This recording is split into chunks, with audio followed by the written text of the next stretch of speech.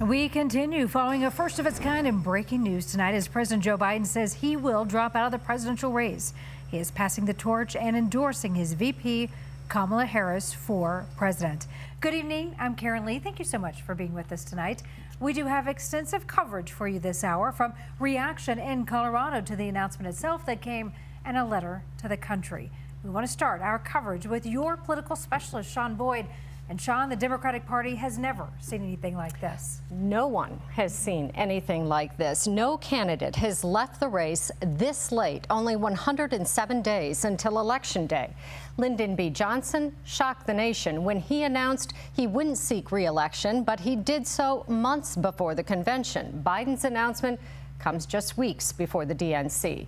In a letter to the nation, President Biden said, "It has been the greatest honor of my life to serve as your president. And while it has been my intention to seek re-election, I believe it is in the best interest of my party and the country for me to stand down and to focus solely on fulfilling my duties as president for my term." While Biden endorsed Vice President Kamala Harris, she needs the majority of votes from delegates to the national convention, and other candidates may emerge. I spoke to a Colorado delegate who says Biden's endorsement is significant. The Colorado delegation, we went in as Biden people. We had an option to be uncommitted, and no one going to the convention chose that. But I have confidence that President Biden wouldn't have made this decision without a clear path. I was excited to go nominate the president. I'm excited to go nominate, hopefully, Vice President Harris for a really historic ticket and just an energy injection into the proceedings. State Representative Meg Froelich there, and she told me she supported Vice President Harris for president when she ran the first time. So she is very excited that that the president endorsed her. Yeah, now she has this opportunity again. As you said last week, that roll call could come as early as August 1st. Do you still expect this to take place? Right. The National Committee, it appears, is still moving forward with a virtual roll call vote, and it appears it could happen August 1st. There is speculation, should Harris be the nominee, about who her running mate might be. CBS reports several governors are being considered for the job, including Andy Beshear of Kentucky, J.D. Pritzker of Illinois, Gretchen Whitmer of Michigan, Roy Cooper of North Carolina, Gavin Newsom of California, Josh Shapiro of Pennsylvania, and Wes Moore of Maryland. Senator Mark Kelly from Arizona, a swing state, is also a possibility, along with Commerce Secretary Gina Raimondo, Transportation Secretary Pete Buttigieg, and Senator Raphael Warnock from Georgia. A long list. It's a big list for sure.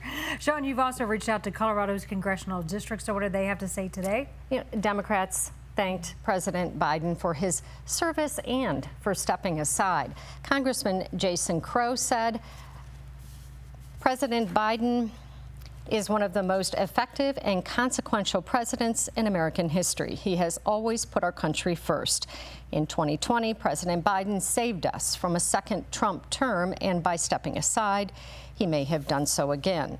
Congressman Joe Neguse also thanked Biden, calling him one of the most effective presidents in my lifetime, and he endorsed Vice President Harris as his successor, calling her a dedicated public servant and trailblazer who has delivered real progress for the people of our country. And Sean, meanwhile, Senator Michael Bennet did post on Twitter, on X, "Today we owe President Biden a debt of gratitude that we may never be able to repay. We may not know what comes next, but by passing the torch to a new standard bearer, President Biden has again given us the chance to beat Donald Trump." Reaction from Republicans today as well. Colorado Congresswoman Lauren Boebert saying after 3.5 years of total failure, Biden is out of the race. They can nominate anyone they want to replace him, but it's all the same. The problem was never just Joe Biden, though he was a major problem. It is and was the Democrat agenda. And our Governor Polis, says President Biden is now and has always been there for Coloradans during times of grief, moments of triumph. He has helped Colorado deliver more low-cost clean energy, address climate change, improve our roads and bridges with historic federal funding, and supported Colorado as we fought to preserve our public lands. This could not have been an easy decision, but it is the right one. And now let's go to Michaela White. She has national reaction to President Biden's announcement. Michaela? Yeah, Sean, Karen, Democrats and Republicans are reacting nationwide. Former President Barack Obama called Biden a patriot, but acknowledged that Democrats are in uncharted waters. Former President Obama said, quote, Joe Biden has been one of America's most consequential presidents, as well as a dear friend and partner to me. And Senator Chris Coons has worked with Biden for years. He's from Delaware and got emotional during a CBS special report. Joe Biden is grounded. He's grounded in his faith, in his family, and in our state. Excuse me. I'm sorry. This was a very difficult decision, and one that I think reflects the very best of who Joe Biden is. Now, meantime, national Republicans are already going after Harris. Republican nominee Donald Trump told CBS News that announcement came as a shock to the country and said he wasn't even sure if VP Harris would be the Democrats' nominee. Mr. Trump said, I think she is no better than him, in a phone call with CBS. Karen. All right, Michaela, thank you. Our coverage of Biden's exit does not end here. In our next half hour, Sean Boyd talks with our political analyst about what's ahead for all of us, Colorado voters, and the weeks to come, of course. Plus, right now, you can read Biden's full letter in which he exits the race on CBSColorado.com.